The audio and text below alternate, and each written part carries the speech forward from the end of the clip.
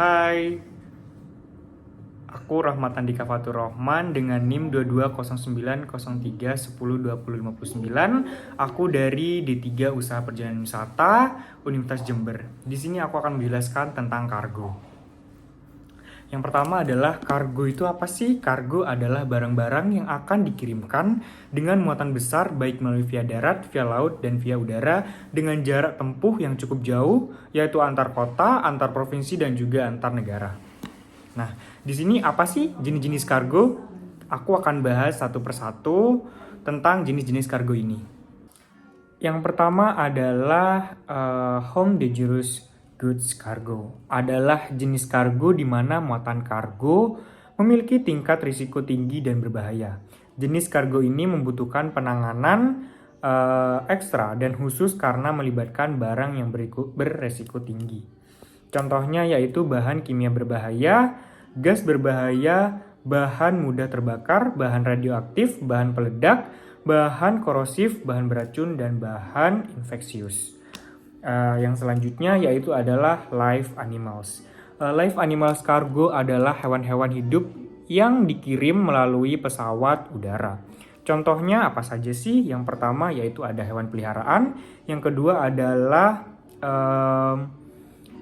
hewan liar atau hewan eksotik, yang ketiga adalah unggas, yang keempat adalah serangga atau insek, dan yang terakhir adalah reptil. Selanjutnya yaitu valuable goods cargo. Valuable goods cargo adalah istilah yang merujuk kepada jenis kargo yang memiliki nilai tinggi dalam hal moneter atau sentimental. Jenis barang ini seringkali memerlukan perlindungan dan keamanan khusus selama pengangkutan. Contoh dari valuable goods cargo adalah barang-barang seperti perhiasan berharga, perangkat elektronik mahal, karya seni berharga, uang tunai, atau barang antik berharga. Selanjutnya yaitu tentang human remains cargo. Apa sih human remains cargo? Yaitu yaitu layanan untuk mengirimkan jenazah yang perlu dilakukan penanganan khusus, serta perlu dilengkapi dengan persyaratan sesuai regulasi yang berlaku.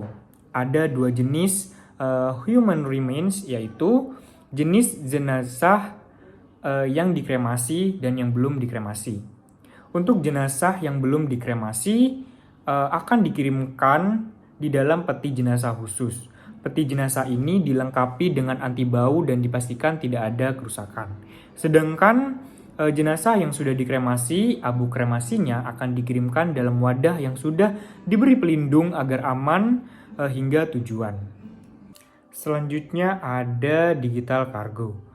Digital cargo adalah konsep yang menyangkutkan dan mengelola barang dan kargo dalam format digital atau elektronik yang seringkali difasilitasi oleh teknologi dan solusi berbasis data. Selanjutnya yaitu cargo border management adalah kargo yang mengacu pada proses dan sistem yang diterapkan untuk mengolah dan mengendalikan pergerakan barang melintasi perbatasan internasional.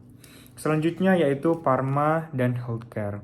Pharma dan healthcare cargo adalah istilah yang digunakan dalam industri logistik dan transportasi untuk merujuk kepada pengangkutan dan manajemen barang-barang yang terkait dengan industri farmasi dan kesehatan. Mencakup pengiriman obat-obatan, peralatan medis, bahan-bahan kimia farmasi, dan produk-produk kesehatan lainnya yang memerlukan penanganan khusus dan pengawasan ketat untuk memastikan keamanan dan keefektifan mereka dalam distribusi dan penggunaan. Selanjutnya yaitu perishables cargo. Adalah istilah yang digunakan untuk menggambarkan barang-barang atau kargo yang memiliki masa pakai terbatas atau mudah rusak.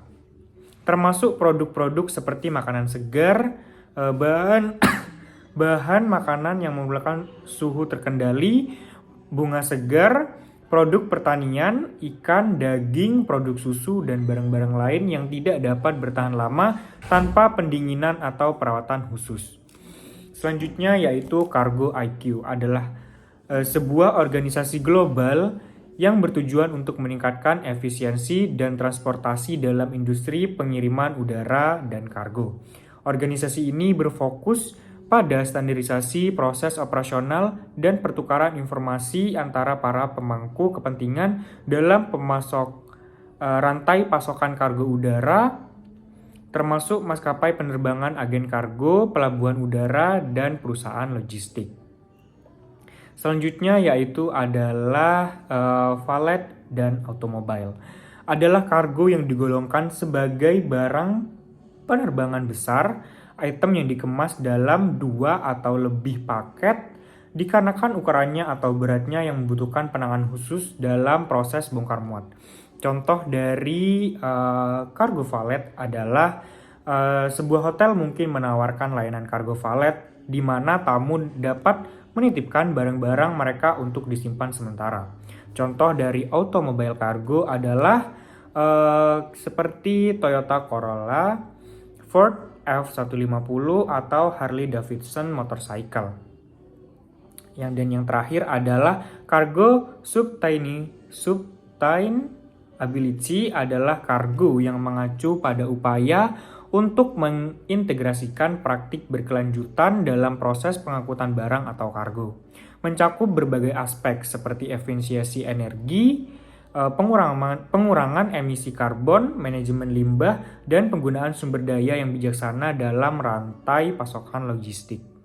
Mungkin itu aja yang aku bisa jelaskan tentang kargo. Selanjutnya kalian bisa lihat informasi lengkapnya di IATA atau Garuda Indonesia. Informasi yang saya dapatkan juga terdapat di 2 website tersebut. Oke, terima kasih.